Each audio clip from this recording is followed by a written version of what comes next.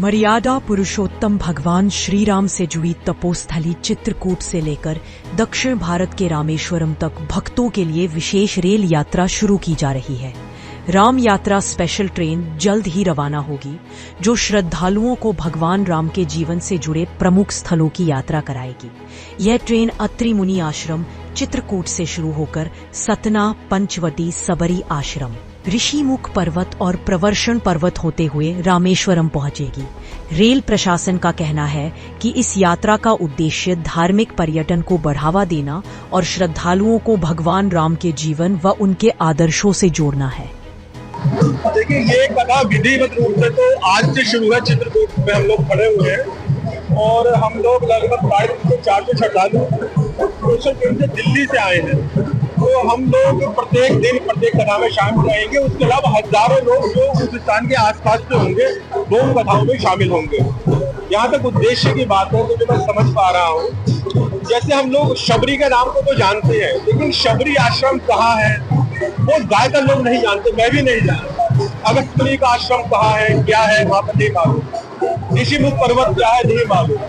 तो ज्यादा से ज्यादा लोग इन स्थानों को समझ सके, जान सके, और ये आज के सनातन को सही सलामत रखने के लिए बहुत आवश्यक है कि हम सब उन स्थानों के बारे में जाने जिनके बारे में बहुत ज्यादा युवा पीढ़ी खासतौर पर नहीं जानती। आप देखेंगे ट्रेन में आधे से ज्यादा लोग युवा हैं, देश के लिए और विदेश के लिए। ये इस कथा ये अमृत यात्रा कहाँ से शुरू हुई और कहाँ तक जाएगी और कितने दिन की ये यात्रा है? ये जो भी राम कथा बाबू की होती है वो 9 दिन की होती है। ये दिल्ली से हम लोग, जैसे मैंने बताया, यहाँ आए हैं। आज पहला दिन है। कल सतना में दूसरा दिन है। उसके बाद शबरी आश्रम, अगस्त्यमुनि आश्रम, ऋषिमुख पर्वत होते हुए रामेश्वरम जाएंगे, जहाँ रामेश्वरम जो कि हिंदुस्तान का एक तरह से आखिरी पड़ाव है और श्रीलंका सामने है। वहां से फिर मदुरै से बाई एयर सभी लोग श्रीलंका कोलंबो जाएंगे, जहाँ की रावण ने हरण के बाद माता सीता को रखा था। वो 8वां दिन होगा। उसके बाद वहां से लौटेंगे, सीधे अयोध्या पहुंचेंगे। ये वो रास्ता है जिस रास्ते से भगवान राम वन को गए थे, वन गमन यात्रा पथ।